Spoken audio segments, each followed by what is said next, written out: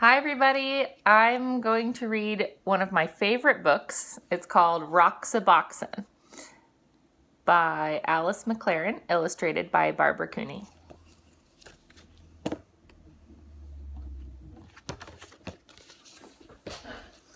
Roxaboxen.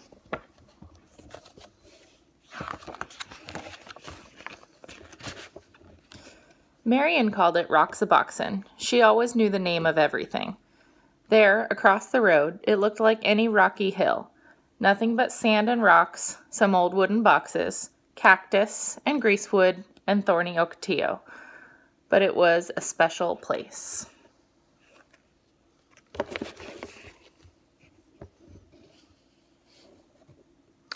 The street between Roxaboxen and the houses curved like a river, so Marion named it the River Road. After that, you had to ford a river to reach Roxaboxen.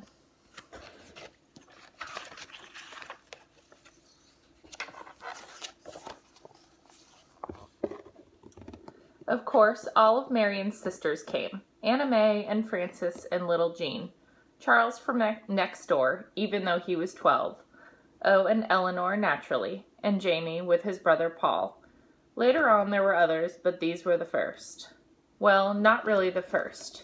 Roxaboxen had always been there, and must have belonged to others long before.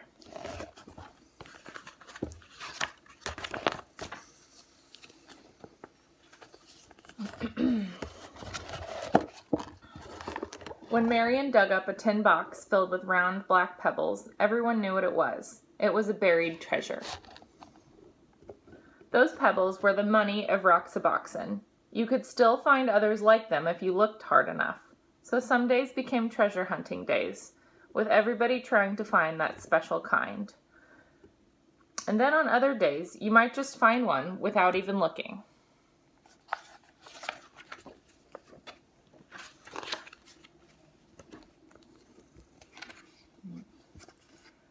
A town of Roxaboxen began to grow, traced in lines of stone.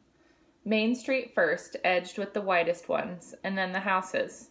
Charles made his of the biggest stones. After all, he was the oldest. At first, the houses were very plain, but soon they all began to add more rooms. The old wooden boxes could be shelves or tables or anything you wanted. You could find pieces of pottery for dishes. Round pieces were best.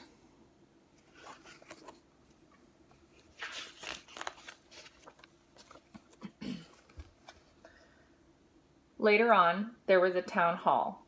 Marion was mayor, of course. That was just the way she was. Nobody minded.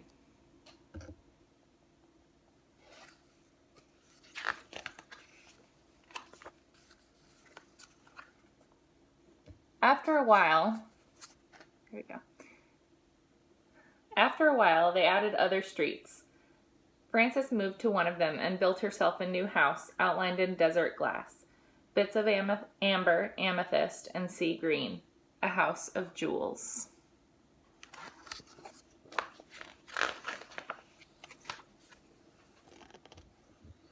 And because everybody had plenty of money, there were plenty of shops. Jean helped Anna May in the bakery. Pies and cakes and bread baked warm in the sun. There were 2 ice cream parlors. Was Paul's ice cream the best or Eleanor's? Everybody kept trying them both. In Roxaboxen, you can eat all the ice cream you want.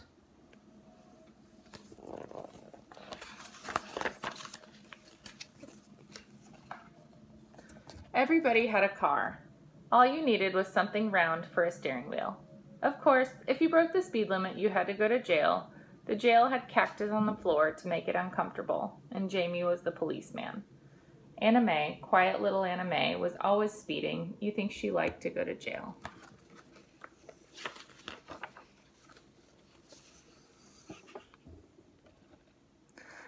But if you had a horse, you could go as fast as the wind. There were no speed limits for horses, and you didn't have to stay on the roads.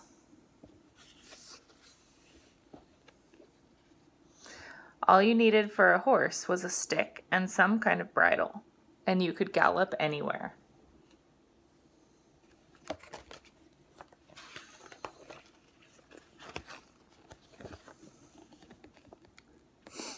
Sometimes there were wars.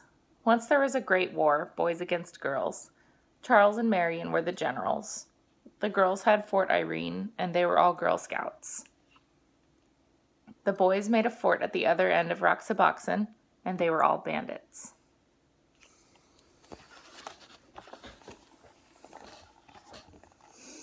Oh, the raids were fierce, loud with whooping and the stamping of horses. The whirling swords of Ocotillo had sharp thorns, but when you reached your fort, you were safe.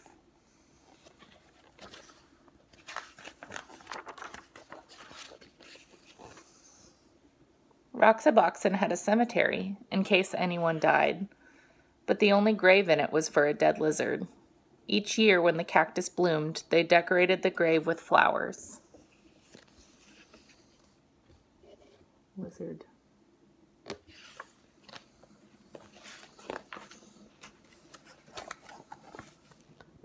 Sometimes in the winter, when everybody was at school and the weather was bad, no one went to Roxaboxen at all, not for weeks and weeks. But it didn't matter.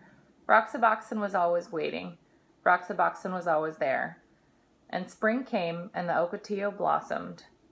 And everybody sucked the honey from its flowers. And everybody built new rooms. And everybody decided to have jeweled windows. That summer, there were 3 new houses on the east slope and 2 new shops on Main Street. And so it went. The seasons changed and the years went by. Roxaboxen was always there.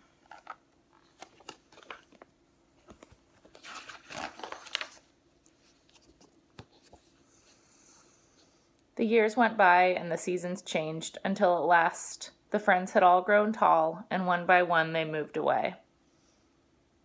To other houses, to other towns. So you might think that was the end of Roxaboxen, but oh no. Because none of them ever forgot Roxaboxen. Not one of them ever forgot. Years later, Marion's children listened to stories of that place and fell asleep dreaming dreams of Roxaboxen. Gray-haired Charles picked up a black pebble on the beach and stood holding it, remembering Roxaboxen.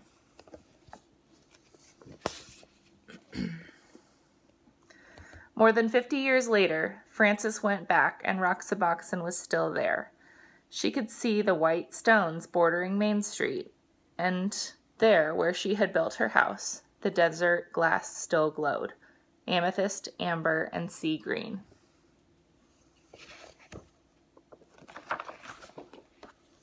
So I hope you enjoyed this story. It's actually a true story about a town in Arizona where there's a real Roxaboxen. So this is one of my favorite books. I really love reading. I try to read every day, and I like to pick up this book and give it a read every so often. I miss you all. Hope you're doing well. Bye.